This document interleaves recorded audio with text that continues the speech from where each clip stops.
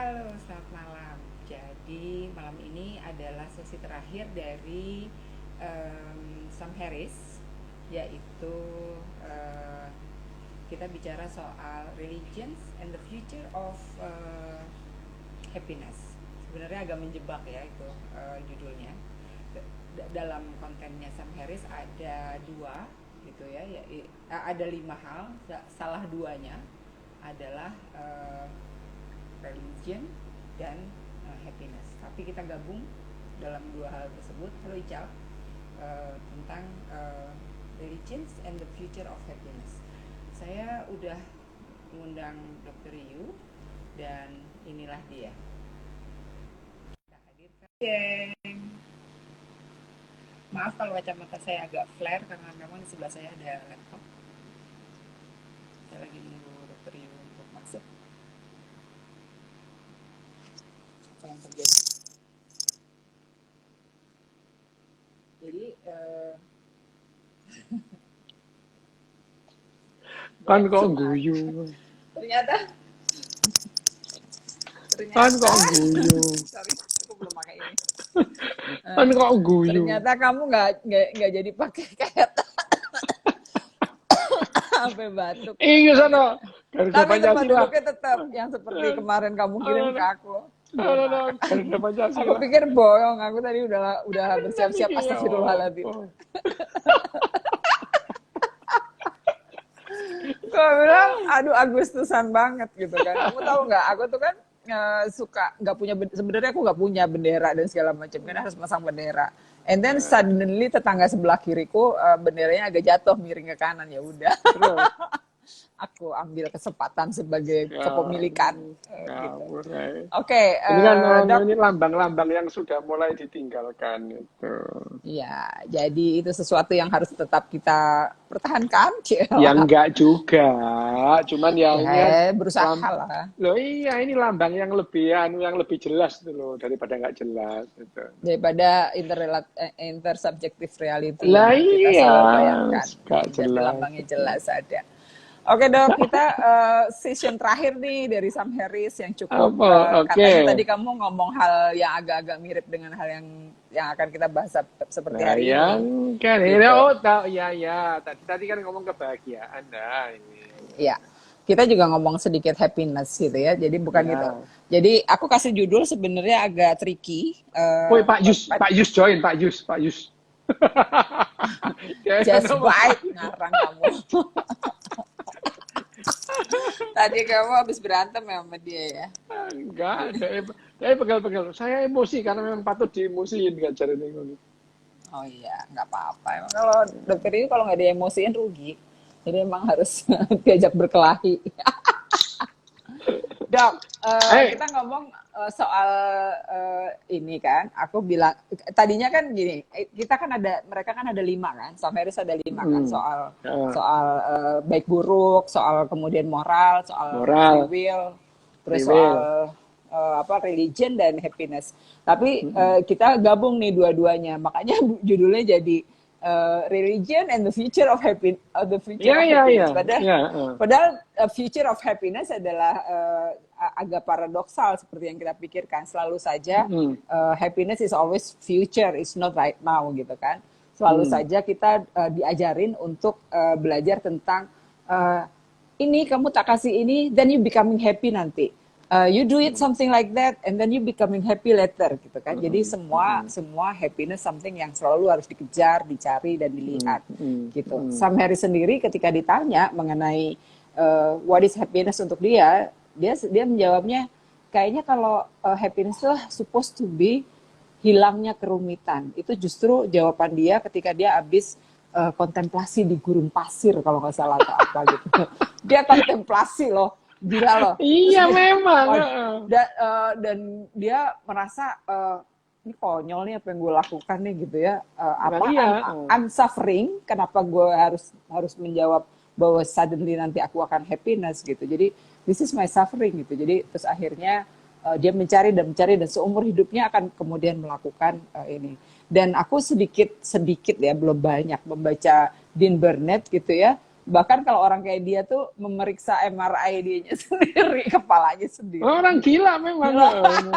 Orang gila di internet itu. Wah. Itu lucu banget. Jadi dia bilang gini, gue lagi happy nih. And then, kamu saya di MRI gitu. Ada apa dengan otakku dengan if I'm happy gitu. Memang iya. Terus juga kalau lebih rinci, Harris bilang bahwa hilangnya rasa cemas, tidak tidak neurosis, kemudian nggak terlalu banyak takut gitu kan. Lalu kemudian dia sensoric of sadness atau kecenderungan tidak bahagianya itu dia pikirkan, dia rasakan dengan misalnya ketika orang suka sama seseorang lalu kemudian tidak tercapai, oksitosinnya kan turun tuh gitu kan, terus menderita dan itu sakit gitu kan, sakitnya sakit minta ampun misalnya. Nah untuk dia, gue baca di Bernet sampai ngakak-ngakak. Nah kemudian didiemin aja. Memang aku yang diajarin Anggi adalah gitu, ketika lagi kesel gitu, dia malah ya ntar mbak ya gitu. Jadi dia menunggu, memberi waktu untuk aku secara hormonal dopaminnya biar naik lagi gitu, biar ya masalahnya kamu nggak bisa sih kalau nggak diobati gitu. Iya, lu jangan buka rahasia. Iyalah kamu kalau pas gitu itu mbok kasih di apa namanya di Mas Abu Mat, lo apa kabar itu masuk itu apa? Iya. Terus ya itu kan kamu kan juga tipe-tipe orang yang nggak bisa kalau misalkan Nagi ngasih kamu beberapa saat untuk hormonmu bekerja, enggak, kamu terus dikasih obat gitu. Ya kan emang gue minum, lu gak usah pakai ribut-ribut deh. Kalau memang dikasih tahu kan aku udah tahu, makanya kamu harus minum obat. Kamu udah tahu, tapi gak usah pakai berisik di depan orang. Iya, kan nggak apa-apa. Kan aku ya ngomong kalau orang itu nggak semua orang bisa dikasih nasihat kayak kamu harus diobati gitu. Orang gila sejati ya memang harus gitu. Harus ngomel. Oke, tapi anyway itu yang dialami secara jadi hilangnya itu semua tadi gitu ya, adalah bagi dia secara intrinsik itu adalah tampak bahagia. Happiness, jadi, tampak bahagia. Tampak bahagia, bukan bahagianya. Jadi mencari dan mencari. Jadi sehingga orang kalau misalnya penelitian dia yang soal tikus itu kan ngegas terus saja gitu ya, ngegas dan happy, ngegas terus dia happy, gitu kan, sampai capek gitu. Nah, padahal gitu ya, untuk dia happy adalah ya nggak usah nyari apa-apa, biasa aja gitu, biasa aja itu malah justru happy. Tuh, gue dikatain cherry dah tuh kan jadinya kan. Emang, gitu, iya, emang iya. Jadi menunggu dopaminnya aku mengarah pada gelombang yang benar, yang lewat, dan otak manusia menjadi lebih baik. Dopaminmu sementara itu tidak mengarah ke amigdala terlalu banyak. Di amigdala itu dikit aja dopaminnya. Terus kemudian tapi di korteks, di prefrontal cortexnya. Nah, prefrontal cortexnya itu agak lebih banyak dikit. Nah, terus di bagian imajinasinya itu juga lebih banyak gitu. Jadi kamu itu supaya nggak imajinasinya yang aneh-aneh itu. Sukanya yang aneh-aneh. Ya, tapi itu bagian dari kreativitas. Makanya iya, tapi kamu harus diobati. Kalau nggak dioperasi, tuh mau dioperasi kan belum tak operasi ya. Yang dioperasi yang leher, yang geser, jangan yang itu. Geser. Tapi gini, udah itu happiness-nya. Tapi religion ini ada bukan beda, hampir sama yang kemarin. Itu something yang memang secara evolusi tumbuh memang, tapi kemudian lingkungannya kayak epigenetik gitu, sesuatu yang mempengaruhi gitu kan. Jadi ya itu udah ke psikiater Mas Abu. Orang ini udah ke psikiater. Cuman psikiaternya yang ampun. Ya, berantemnya 2 kali lipat. Sekarang ngomongin dulu. Persoalannya adalah selalu orang berharap kepada religiositas untuk becoming happy.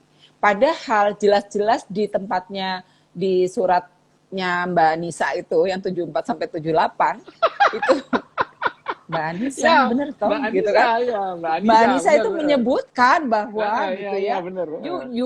the happiness is not right now, the happiness is Heeh. nanti gitu ya. Nanti itu ya.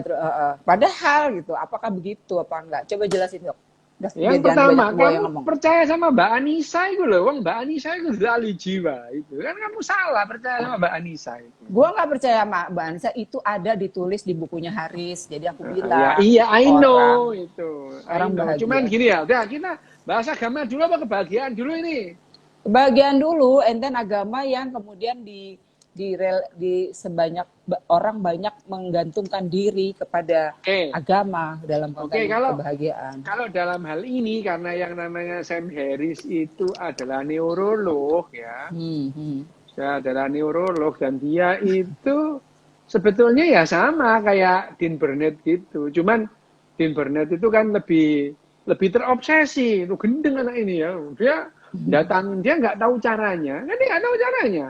Tahu-tahu datang aja ke pusat fungsional MRI, dia tanya itu. Ini saya tuh mau ngetes itu bahagia gimana? Sampai sama dosennya diginikan, ya nggak gitu caranya. Nggak gitu Iya, caranya. dia mau periksa FMRI. Nggak gitu cara mainnya. Gitu. Tapi ya namanya Dean Burnett orangnya ya kalau salah ya salah. Tapi kebetulan dia ketemu guru yang bagus gitu. Gurunya tidak serta-merta terus kemudian penelitianmu ngawur gitu. Tapi dia memberikan arahan-arahan. Nah, yang dilakukan Dean Burnett itu sama sebetulnya seperti yang dilakukan oleh Sam Harris, bahwa kebahagiaan itu apa. Hanya Sam Harris itu lebih pada ini kalau kebahagiaan ini di breakdown apa aja sih salah satunya.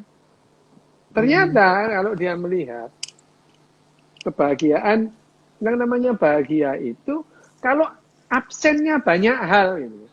Justru banyak hal itu harus absen. Orang bisa bahagia gitu. Jadi memang nggak rumit, yang seperti kata-kata dia itu adalah tidak rumit. Jadi kesimpulannya adalah kebahagiaan itu karena absennya banyak hal. Absennya orang penderitaan, absennya ketidaksenangan, absennya nyeri, absennya ketidaknyamanan gitu. Jadi banyak faktor orang itu jadi yang namanya bahagia, dan bahagia itu umurnya pendek gitu. Antara kebahagiaan dan kesenangan itu suka rancu tuh dok. Ya memang rancu dalam hal ini, dan kebahagiaan itu harus pendek. Kalau kebahagiaan itu panjang, orang kehilangan motivasi untuk hidup. Itu yang kayak terjadi pada Pak, ya kayak kamu. Tapi orang gila di jalan ya, jangan gue kan. Lah kamu emang kalau gila nggak di jalan juga kan itu. Nah ini kalau seperti seneng banget ya bilang gue gila ya, heran. Okay. Seperti tikus-tikusnya Leslie itu ya, yang dia tikusnya Leslie. Leslie itu yang dia diberikan dopamin untuk kebahagiaan pada nukleus akumbennya. Wah, tikusnya diem di pojokan sampai mati itu. Ya, iya memang. Jadi kebahagiaan itu umurnya harus pendek itu. Karena pendek itu sehingga jadi berharga. Kalau kamu sedikit hilang itu berharga. Kalau barang itu sedikit, kamu jadi berharga gitu. Nah, hanya saja karena begitu jarangnya orang bahagia gitu ya.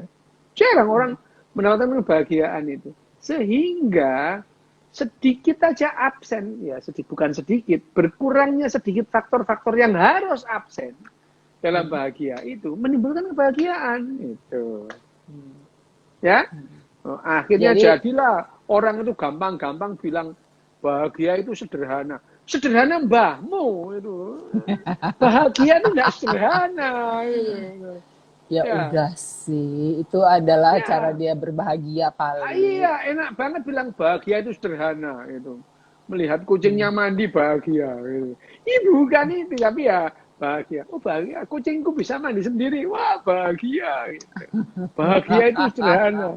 Ya kan? Bahagia itu tidak sederhana. Salah satu faktor yang paling penting adalah, yang penting untuk bahagia itu seberapa bisa dia melupakan kejadian-kejadian yang tidak menyenangkan. Itu salah faktor. Jadi dia kalau orang gampang lupa justru bahagia. Kalau gampang lupa, justru bahagia. Atau orang yang gini nih, aduh nggak kelihatan. Tapi itu tulisan Arab, tulisannya bodo amat.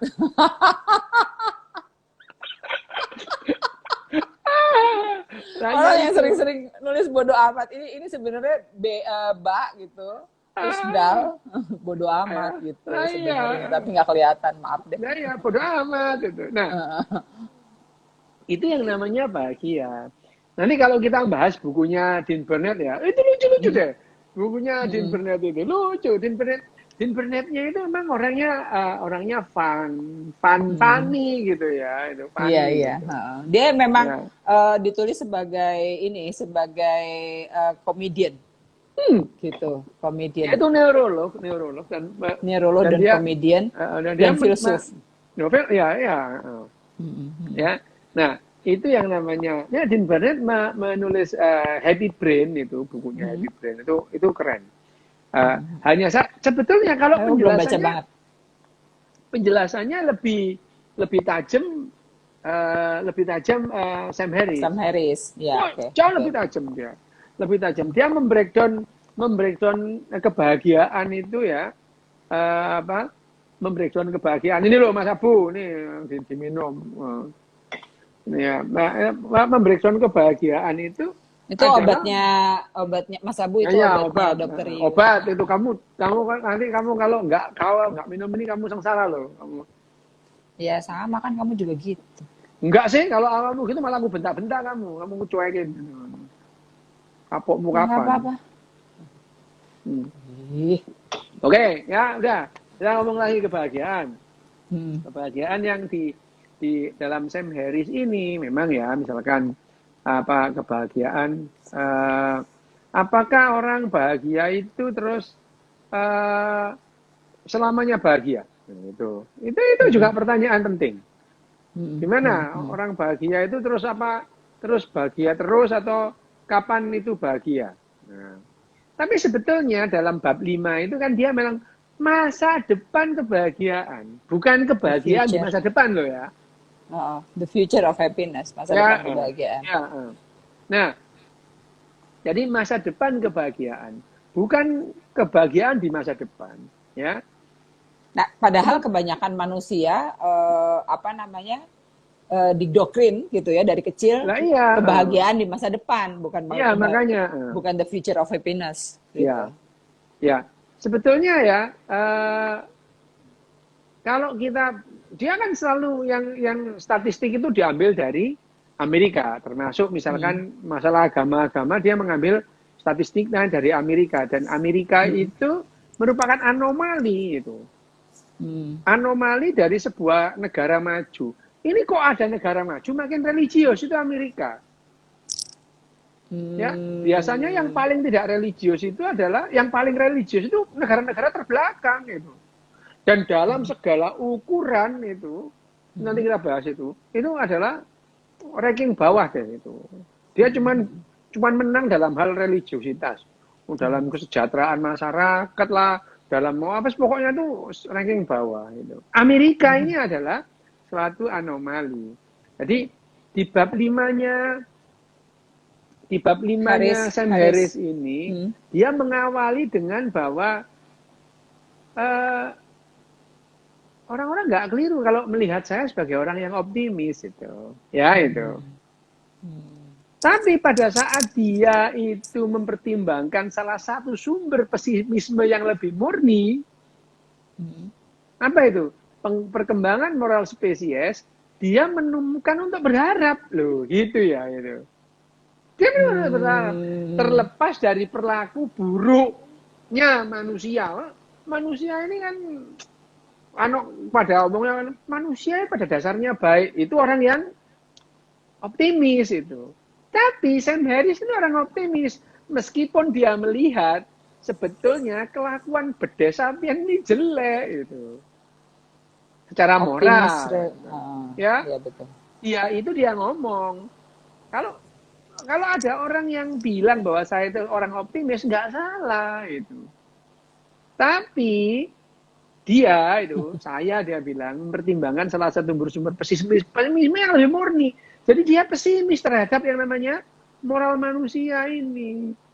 Ya, meskipun dia berharap gitu loh ya. Dia dalam hal ini memang orang yang gampang bahagia sih sebetulnya dia ini gitu.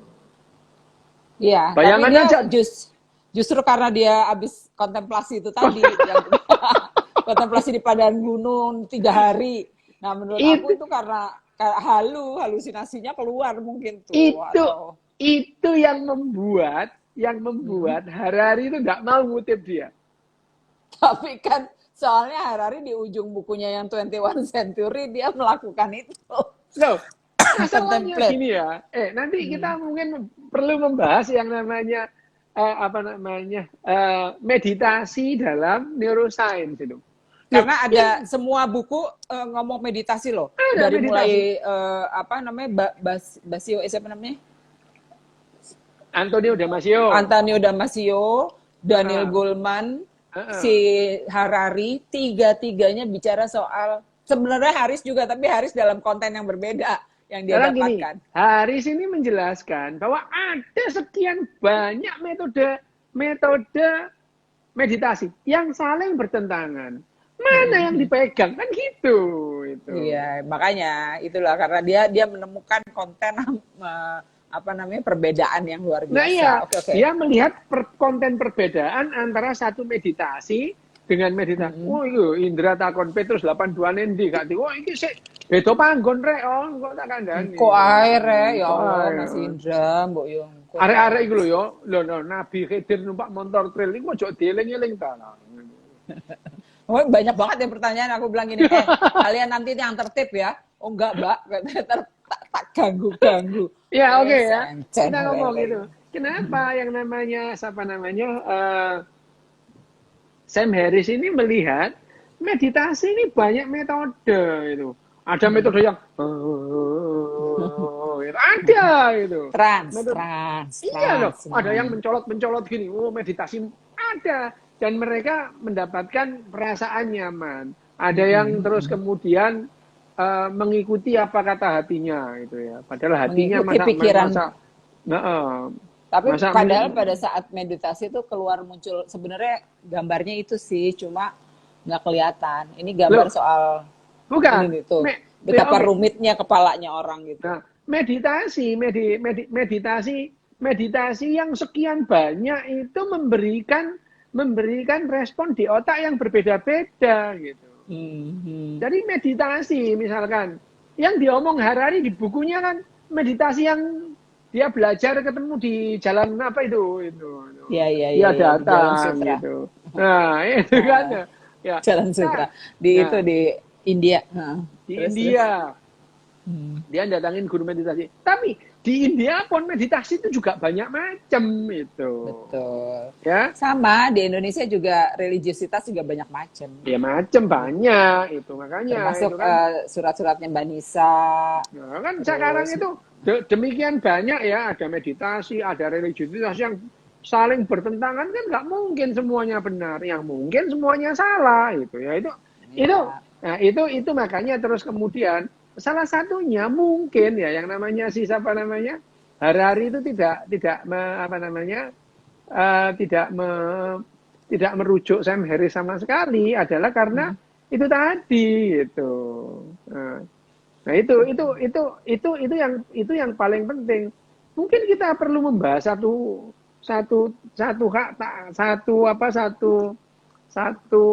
kesempatan bahas momen. meditasi. Iya, iya, boleh.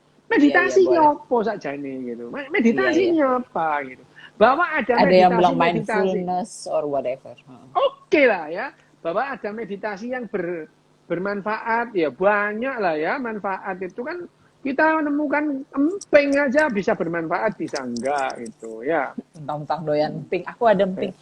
Mas, oke, kita balik lagi ke soal religiusitas tadi. Jadi happiness tadi kita udah bahas, lalu kemudian kurang lebih apa yang apa namanya bukan oksito, dopaminnya mengarah kepada kemana aja itu dan sedikit banyak yang harus dikurangi gitu. Ada pertanyaannya Sam Harris. Apakah orang itu harus bahagia? Ya, ya benar. Apakah harus bahagia? Dan kemudian dia juga bilang bahwa apakah penderitaan itu juga bukan bagian dari yang menyenangkan? Ada Nah yang itu, ngomong, ada kata-kata. dia Di melihat terakhir. paradoksnya. Ya, ada paradoksnya pada saat orang menderita. Begitu penderitaannya menurun sedikit aja, Sedikit dia saja. bahagia. Bahagia, betul, betul. Jadi memang Ya. itu hormonalnya yang kemudian berkurang. Dia bilang lalu kemudian itu pada saat Ya, seperti itu malah bahagia. Betul. pada saat orang menderita gitu, terus kemudian secara hormonal, hormon penderitaan turun dikit aja, dia langsung bahagia. Gitu. Bahagianya itu melebihi ada yang orang mengejar kebahagiaan. Nah, tapi kesimpulan bahwa bahagia itu tidak boleh dikejar, ya benar gitu. Iya. Pada saat orang mengejar kebahagiaan, itu tidak bahagia. Tapi Harari yang bilang, sekarang ini bahagia harus dikejar gitu. Tapi ya jangan lupa Harari itu bukan neurolog, bukan ahli saraf, bukan dokter, dia nggak pernah belajar biologi gitu. Hanya dia mengutip Tapi Harris beberapa. melakukan itu justru. Nah, Sam gitu Harris ya. melakukan penelitian gitu ya. Sam Harris melakukan penelitian. Nah, penelitian yang dilakukan Sam Harris itu lebih dalam ketimbang yang dilakukan Dean Burnett sebetulnya. Mengenai kebahagiaan loh ya. Mengenai kebahagiaan. Cuman pendekatan Dean Burnett menjelaskan apa yang dilihat, terus kemudian hasil-hasil yang didapatkan, terus menyimpulkan, itu lebih gampang membuat orang memanipulasi kebahagiaannya ketimbang penjelasan-penjelasan Sam Harris. Gitu. Tapi di buku ini, Sam Harris sebetulnya tidak terlalu membahas tuntas mengenai kebahagiaan. Artinya itu, apa pentingnya bahagia ini? Karena Sam Harris di buku ini berfokus kepada kita perlu landasan moral yang sama. Itu beda. Landasan moral yang sama yang seperti apa, Dok? Berdasarkan biologi gitu. Berdasarkan sains dan apa yang bukti nyata gitu. Bahwa sains itu bisa menjelaskan bagaimana orang berpegang berpegang dari agama, moral berdasarkan agama. Bisa, boleh. Dia juga ngomong kok itu. Ya, dia ngomong gini, otak manusia itu adalah mesin keyakinan. Jadi memang dia harus terus-menerus mengkonsumsi dan memproduksi dan berusaha mengintegrasikan ide-idenya gitu dari dirinya untuk dimasukkan untuk menjaga kebenaran. Jadi kadang-kadang kan gitu tuh dia kebenaran itu dia harus buktikan gitu. Dengan sains. Ada pernyataannya ya. Dia merasa didukung dalam harapan ini oleh pandangan dia tentang lanskap moral. Bahwa keyakinan bahwa moralitas adalah lingkup sejati ya dari penyelidikan manusia. Dia ngomong loh. Dan bukan hanya produk budaya. Dia ngomong itu. Hal itu menunjukkan bahwa kemajuan adalah mungkin. Nah, dia itu optimis itu ya. Dia tidak hanya melihat moral itu hanya produk budaya gitu. Karena dari penelitiannya dia itu lebih dalam berbasis pada biologi itu ya itu. Tapi banyak loh orang yang bukan nggak percaya, tapi banyak orang yang tiba-tiba maunya membenturkan aja gitu. Semuanya berbenturan. Gitu. Dia kan nggak paham. Sekarang ya jangankan orang awam, yang namanya Sam Harris itu ketemu sama Richard Dawkins, berantem kok masalah ini. Ya kayak aku sama kamu selalu berantem. Nah ya wes oke. Misalkan ya, ini di buku ini ya, misalkan ya. Ya, ini ya. Jika kebenaran moral itu melampaui kontingensi budaya, manusia pada akhirnya harus bertemu dalam penilaian moral mereka. Ya. Tapi dalam di kata-kata lanjutnya, saya sangat menyadari bahwa kita hidup pada saat ratusan ribu, umat agama titik-titik itu nggak boleh merek di sini, melakukan kerusuhan ya, melakukan kerusuhan gara-gara gambar kartun. Coba lah itu. Ya pada masa itu ya. Nah ya. Ya memang pada masa itu ada gara-gara gambar kartun mereka marah banget gitu kan. Nah itu. Jadi dalam hal ini, siapa sebetulnya Sam Harris ini meskipun dia memberikan kredit positif, penilaian positif terhadap agama, dia juga mengkritik ada hal-hal yang bermasalah dalam keyakinan yang perlu direvisi. Nah, dalam hal kebahagiaan, dia mengkaitkan, kan kamu bilang banyak yang berkelindan kan? Memang iya. Berkelit dan Gitu. berkelindan, iya. Karena Nah, selalu itu. gitu orang. Ketika dia itu. berharap akan bahagia, ya memang dia punya hope dan kemudian bergerak. Tapi Itu ketika dia sudah sok menerima begitu apa adanya, ya udah mati aja lo, diem aja gitu kan. Kayak nggak itu ada dia. harapan lagi gitu. Oke. Itu betul. yang disampaikan itu. Nah, dia juga membahas sains dan filsafat. Ada loh. Ada subbab yang dia membahas sains dan filsafat itu. Banyak gitu ya pernyataan dia tentang segala macam. Itu, ya. Ada jurisprudensi tersendiri juga. Itu ada. Misalkan dia berpendapat perpecahan antara fakta-fakta dan nilai-nilai. Gitu ya. Dia ngomong loh itu. Betul. Dan oleh karena itu antara sains dan moralitas adalah ilusi. Jadi sebetulnya yang namanya perpecahan antara fakta-fakta dan nilai-nilai adalah ilusi itu. Jadi ya memang sebenarnya ini aja memang ada kan ya, dari bukan hanya sekedar ada fakta dan nilai yang harus dipersatukan ya. Gitu kan selalu gitu dia. Jadi sebetulnya gitu. Dia betul bahwa yang namanya Sam Harris itu orang yang optimistik gitu ya. Optimistik, selalu ingin mencari jembatan. Hanya bagi dia jembatan itu pun yang bisa memberikan jembatan itu adalah hal yang bisa diobservasi gitu. Jadi bisa dinilai, bukan lantasnya karena keyakinan saya. Loh, keyakinan, tapi nilai moral itu harusnya pada hal yang lebih mendasar. Dan ada ukurannya. Keyakinan. Iya. Ada ukurannya dan itu secara biologis kelihatan gitu kan. Iya itu. Jadi bukan hanya sekedar asumsi, itu yang namanya dia mengatakan ini adalah ilusi semua sebetulnya ini. Ya perbedaan antara fakta-fakta dan nilai-nilai. Itu ilusi, tapi sebetulnya kita bisa melihat semua ini sebagai sebuah hal yang mendasar kalau kita mempunyai kesepakatan itu tentang yang kita sebut nilai tadi itu. Karena nilai itu begitu dasarnya bergeser, ya nilainya bergeser. Tapi kalau kita sepakat nilai itu kesepakatannya sama, dan dalam hal ini ada manusia, ada binatang, ada tumbuhan, ada jamur, ada bakteri. Kalau sepakat bahwa yang namanya dasar moral itu biologi, itu bisa menjembatani kepentingan semua spesies. Oke. Walaupun mungkin di satu titik dia juga pernah ngomong bahwa fakta dan nilai itu secara intelektual susah dipertahankan kontennya gitu. Iya, makanya kan dia bilang gitu ya. Sebetulnya dia juga membahas di sini. Sebetulnya dia harus mengamati batas antara sains dan filsafat itu apa. Itu yang dia selalu pertanyakan, dan selalu aja orang mendorong untuk pada konten tadi, bahkan batas antara sains dan religius gitu ya, filsafat. Nah itu. Jadi itu gimana tuh? Itu gimana? Ya. Kan dia bilang bahwa yang namanya keyakinan dan pengetahuan itu dasarnya karena yang namanya keyakinan itu berkembang di otak kita, sehingga batas antara pengetahuan dan keyakinan itu batasnya itu rancu. Misalkan saya yakin, saya percaya bahwa kalau misalkan Soekarno itu presiden pertama, itu keyakinanmu apa pengetahuanmu? Orang kamu nggak pernah ketemu Soekarno itu. Ya tapi kan ada bukti dok, kan ada foto, kan ada kan kamu nggak pernah. Kamu kan nggak pernah melihat Pak Karno disumpah-sumpahin itu. Maksudnya disumpah jadi presiden itu. Tahun-tahun di belakangnya Garuda Pancasila. Nah iya, Garuda Pancasila. Dasarnya apa? Gitu kan. Ya. Dasar gitu.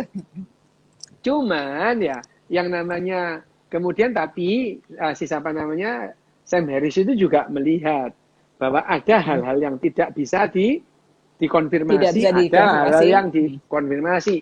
Tapi batasan ini pun adalah batasan yang dia buat itu. Belum tentu orang lain mau gitu loh. Makanya dia nggak bikin hipotesa tersendiri, tapi itunya dia. Nggak ada. Jadi pada saat dia melakukan penelitian tentang keyakinan, penelitiannya, tesisnya dia. Jadi makalah dia melakukan penelitian itu tanpa ada hipotesa sama sekali. Kenapa? Hanya menunjukkan Tidak faktanya aja. Karena Tidak setiap orang ada. punya penilaian. Jadi akhirnya kesimpulan dari penelitiannya dia itu tanpa ada hipotesa itu.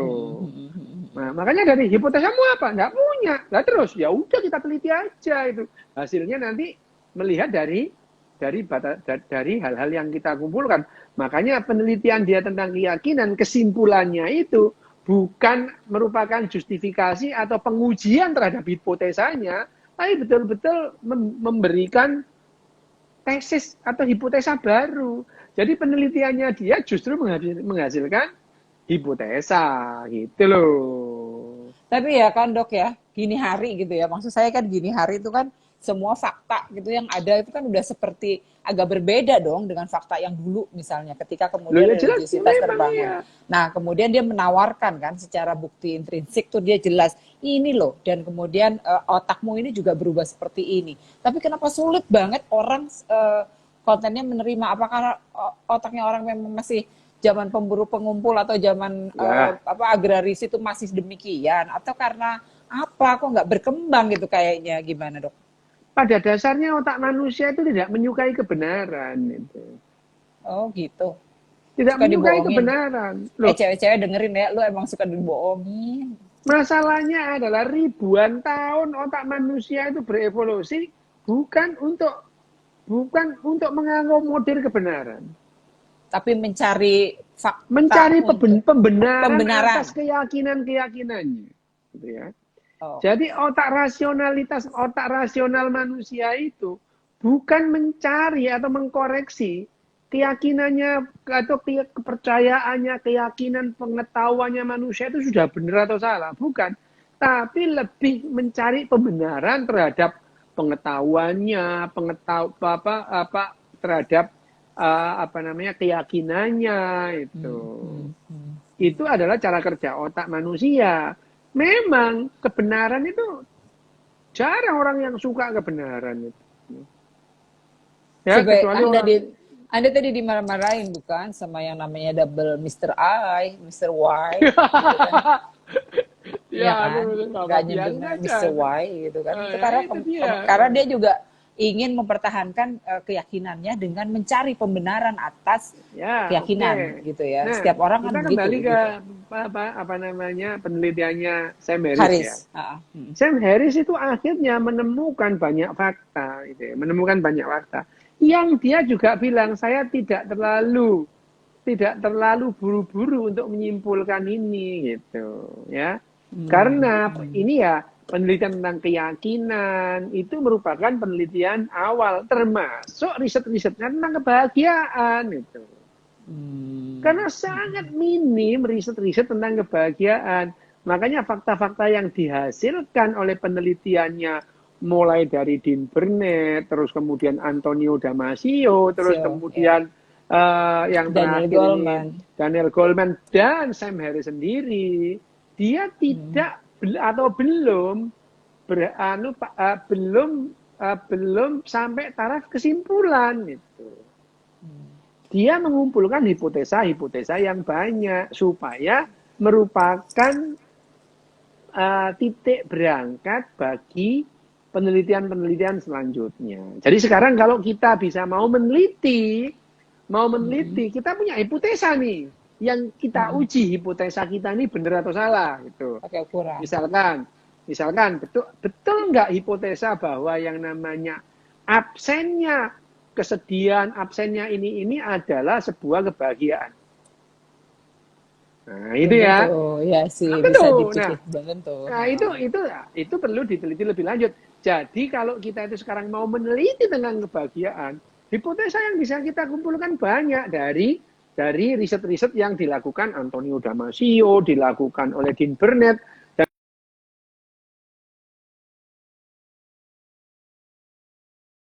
si Daniel Goleman. Ada pause. Mohon maaf ya, ini kayaknya jaringannya saya juga nggak ngerti. Tapi halo, ya.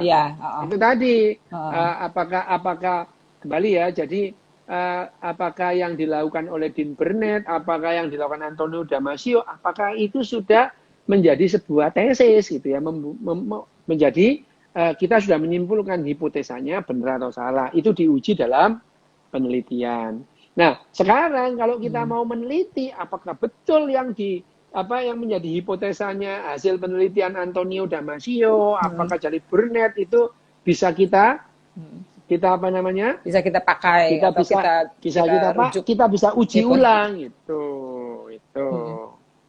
Ya, itu yang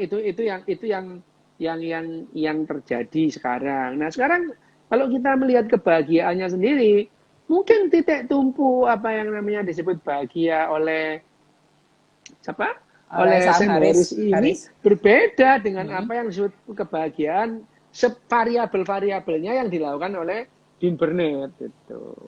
Variabelnya Harris itu misalnya seperti tadi tidak rumit. Jadi dia nggak cemas, dia nggak takut, dia nggak malu, dia nggak harus masa lalu. Sementara titik berangkatnya Dean Burnett berbeda gitu. Jadi dia harus melihat bahagia itu, terus kemudian dia melihat atribut-atribut bahagia itu dia lihat dalam sebuah eksperimen itu. Ya.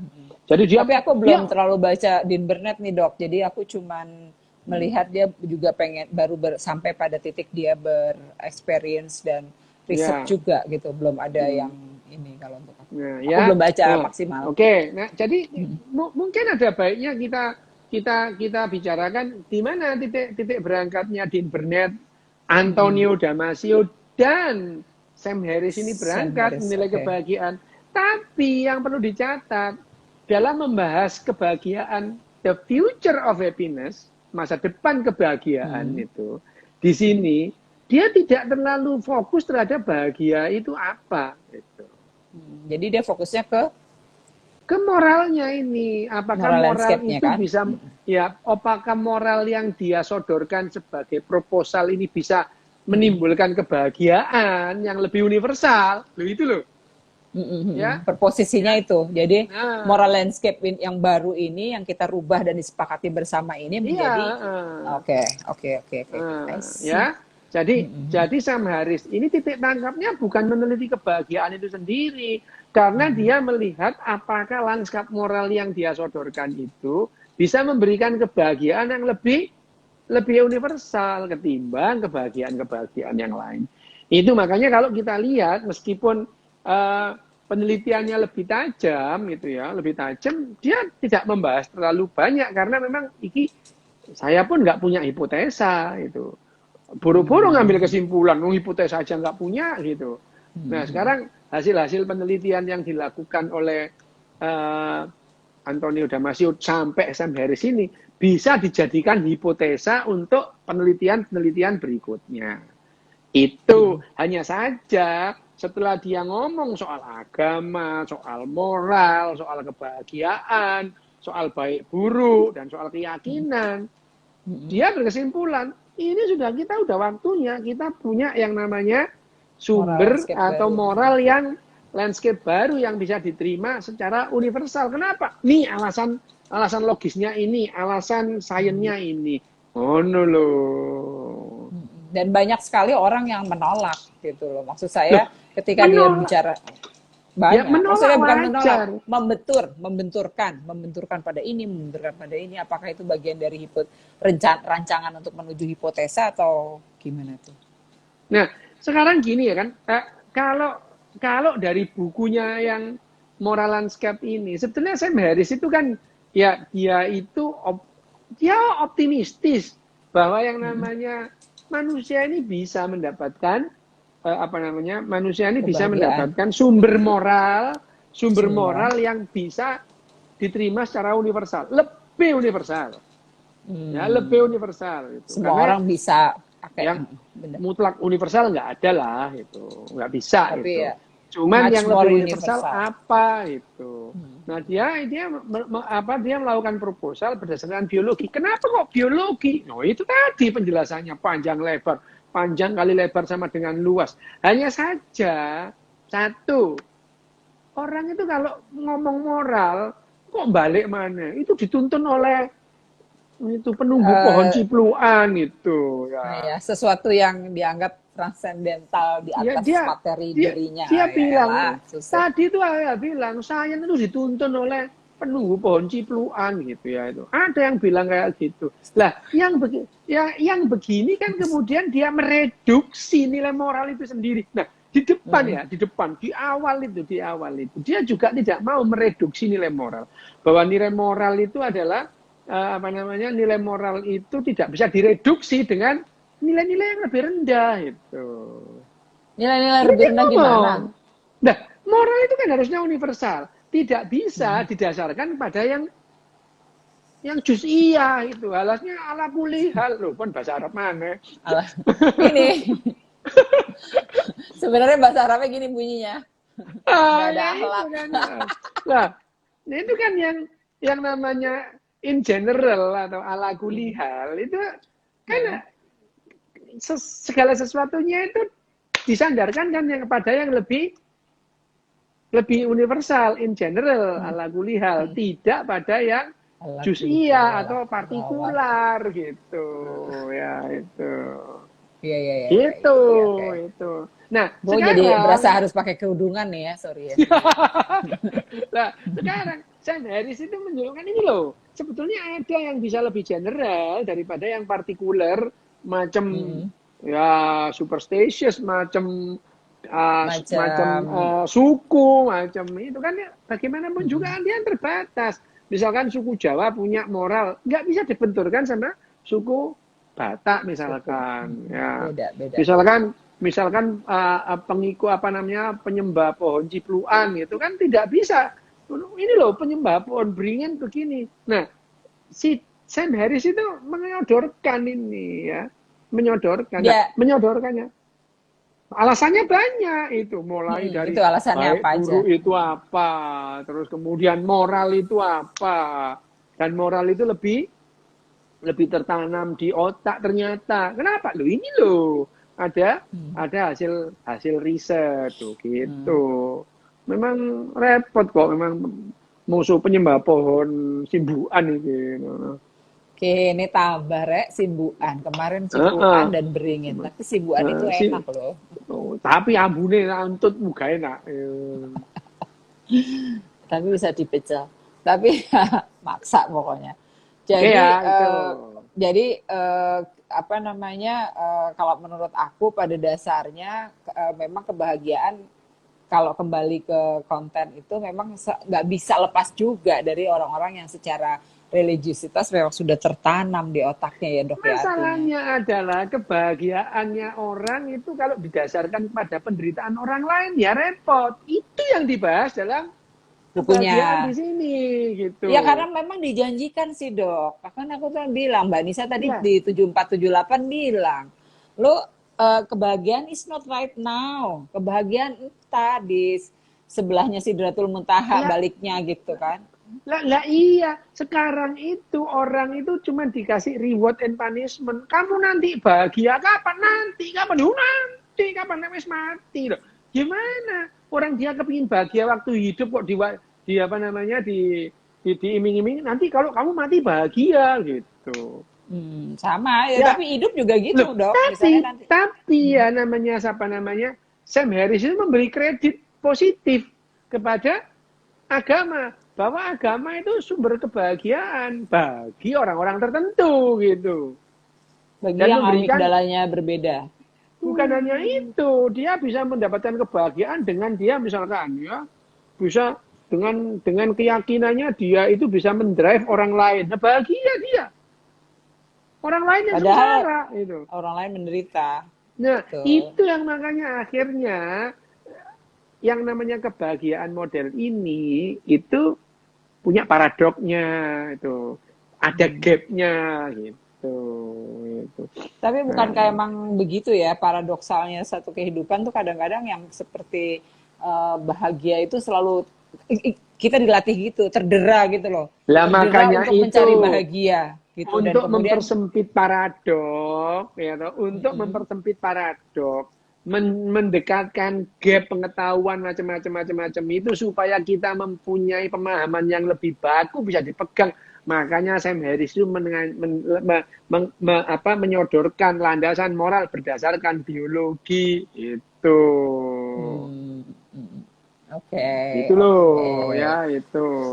Itu jadi fair. Semua orang bahagia, bahagianya bukan bahagia semu. Tapi memang bahagia, Hmm. bukan karena semuanya tadi kan gini dia ngomong bahagia semu. Misalkan dia menderita banget, dikurangi dikit dia bahagia. Ini yang dia sebut bahagia semu. Nah, orang seringkali begitu. Orang yang menderita banget ya, rajanya kaya raya, rakyatnya menderita, dikasih bantuan langsung tunai. Seneng padahal ya cuma dibeli rokok tok itu.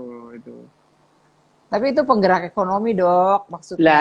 iya, makanya Hmm. itu ini kan sumber moralnya jelas. Mereka Hmm. moralnya Hmm. apa? Ini moral politik nih, itu ya. Moral politik. Tapi kalau moral biologi harus fair gitu loh. Harus fair itu. Jadi misalkan, tadi dia ngomong bahwa kebahagiaan semu itu bisa di apa namanya? Diberi misalkan ini orang-orang Oke. orang-orang menderita nih, orang-orang menderita.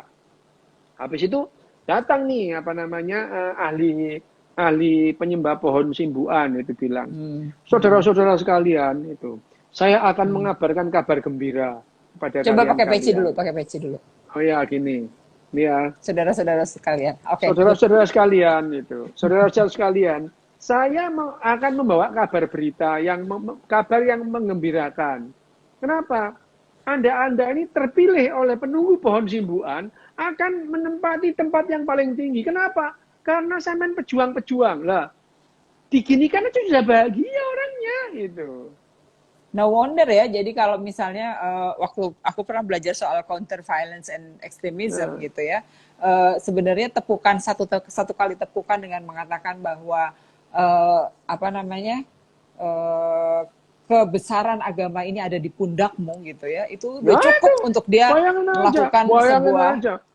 Masa Oke. depan pohon cipluan ada di pandakmu. Ulah langsung dia wis. Nah, itu yang disebut yang namanya yang disebut Sam Harris sebagai kebahagiaan semu itu. Hmm, hmm. Kebahagiaan Eh, semu. Lebih pada memberikan harapan yang nggak ada sih sakjane gitu loh. Nggak ada itu. Iya, tapi sekarang what to do dengan situasi yang seperti sekarang udah tinggal 52. Apa namanya, what to do dengan situasi sekarang. Bahkan kemudian realita atau kemudian fakta-fakta ilmiah itu terpapar begitu panjang, begitu banyak, tapi perubahan-perubahan orang malah mencari sesuatu yang di luar fakta yang ada gitu. Sementara kalau Ya, kita mau membangun moral landscape baru, tentunya kita harus harus melihat dong fakta yang ada, lalu kemudian kita kita kemudian mau cukup rendah hati untuk merubah kondisi moral landscape dunia saat ini gitu, dan mau nggak mau kan kita ngikutin hal yang terjadi saat ini. Itu gimana, Dok? Dalam itu kan krisis ya banget loh, besar itu kita dalam ini kan konten. kita ini kan membahas apa yang terjadi bukan apa yang seharusnya terjadi ya. Gitu. Hmm, hmm, hmm, hmm. Ya, Iya, benar benar kita benar benar. kita terlalu jauh kalau kita membahas apa yang seharusnya terjadi. Kita sekarang ini hanya membahas apa yang sedang terjadi itu.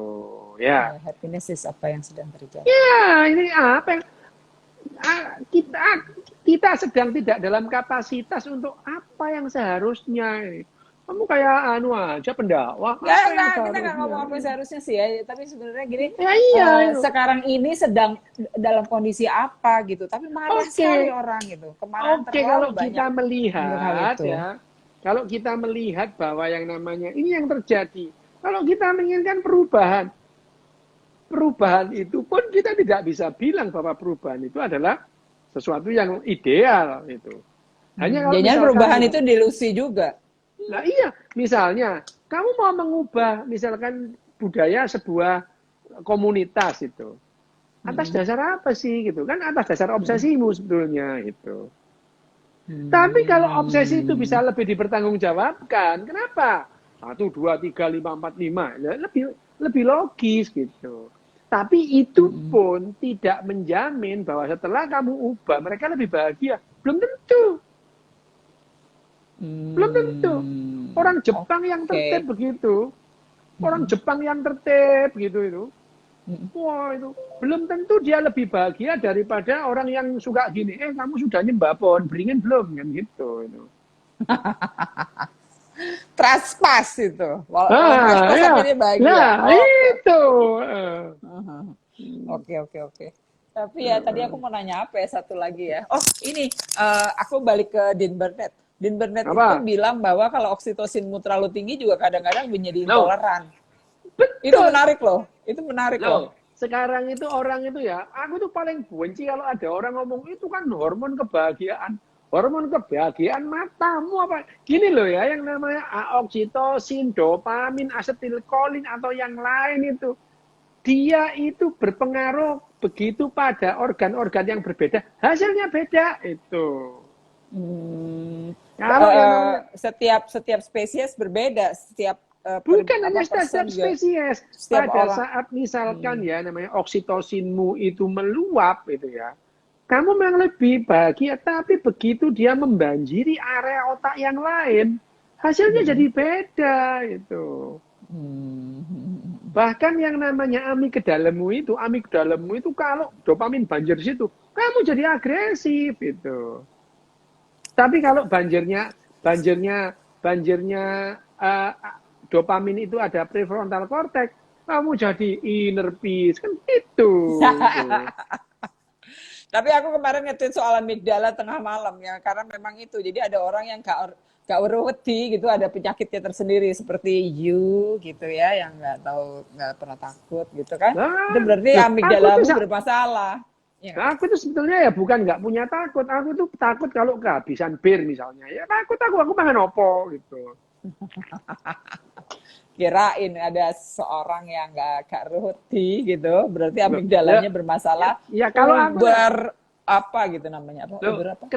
Ketakutan, kekhawatiran banyak hal itu merupakan motivasi sebetulnya gitu. Lah kalau aku nggak takut risetku gagal, ngapain aku bolak-balik kayak gini ini? Itu karena aku khawatir risetku ini nggak jalan. Makanya jalan sono, jalan sini. Karena kekhawatiran bahwa risetnya itu nggak jalan. Makanya kekhawatiran yang sak madyo, yang sak-sae gitu. Oke. Antara sak majo dan gak ada akhlak itu memang kadang-kadang itu makanya. Jadi kekhawatiran yang sak madyo, yang ya sekedarnya ala kadarnya, itu bisa menjadikan motivasi. Kan kita harus memotivasi diri gitu. Iya, itu bagian dari emotional intelligence. Nah, itu meskipun emotional intelligence itu tidak bisa dijadikan tolok ukur yang namanya moral. Nah, itu. Tak bisa itu. Ini kayaknya panjang banget ya, Dok ya, perjalanan kita untuk bicara tentang social intelligence. Banyak banget. Jadi ya kita memang bahas jauh emotional gitu. intelligence. Kita bahas emotional intelligence aja bukunya pirang-pirang gitu kan.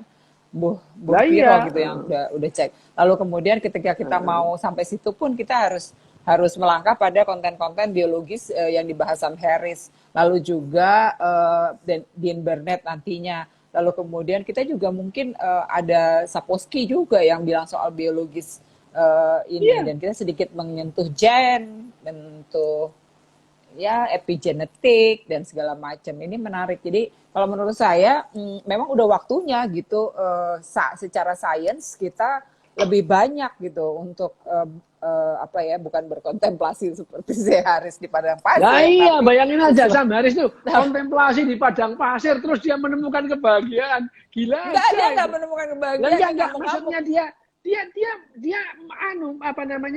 dia menemukan dia bisa menemukan ini membreakdown kebahagiaan ini. Iya, dia tapi breakdown bahwa secara dia breakdown hasil kontemplasinya. Kalau yang namanya Hariri baca ini nangis hari-hari, makanya dia nggak megang yang namanya Sam Harris itu. Jangan-jangan sebenarnya dia baca, dia benci banget pada kenyataan. Loh, dimana itu dia baca, pasti baca. Dia pasti baca bukunya Sam Harris gitu. Cuman dia nggak ngambil di situ gitu. Tapi menarik Dok kalau kemudian kita baca soal Four Horses. Kurang sak menit kon. Iya, I know. Makanya aku bilang mungkin the Four Horses ini itu menurut aku Four Horsemen. Oke. Four Horsemen itu kita satu-satu nanti kita bahas. Ya, oke. Kayaknya menarik. Oke, Dok, terima kasih. Udah tinggal beberapa detik lagi. Jadi nanti kita minggu depan, saya nggak tahu apakah saya bisa bahas apa enggak, karena saya lagi mau bikin modul. Nanti kamu marah kalau nggak diselesaikan. Loh, aku gak mari-mari nak ketakon go. Mari. Makanya aku bilang aku give me 1 week. Jadi mungkin 2 minggu lagi kita akan Oke, bertemu ya. di Internet, or kita bicara soal meditasi. Yes. Oke. Thank you very much, everybody. Cukup menarik. Sam Harris oke. Save Semuanya dulu, oke, save dulu. ya. Ya, akan end it and then langsung save, ya. Ya, oke. Bye. Pulang kapan? Nanti ini ya, habis ini call. Thank you Oke. very much. Oke. See you. Bye.